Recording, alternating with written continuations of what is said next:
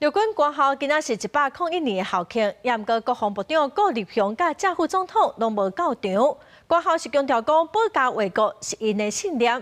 陆军的司令嘛鼓励学生着爱继续学习哦，伫部队来接触新型的武器，才对得着时代的变化。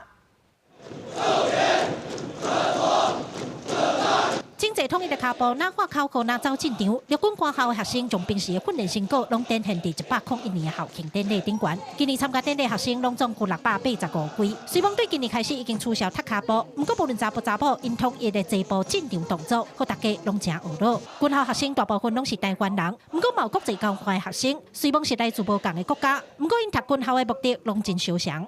在贝里斯很少有女生当兵。 我希望可以挑战自己，走不一样的路。我非常感谢我的家人，在我就读官校的7年里，非常的支持我，让我有动力可以坚持下去。我期许自己在未来下部队之后，可以成为一名优秀、负责任的军官。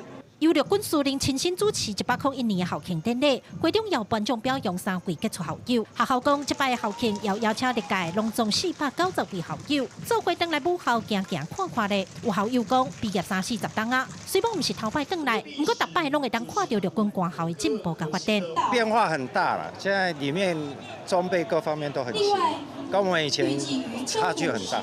50年前，我们就是保家卫国，那时候战争的气氛非常强烈。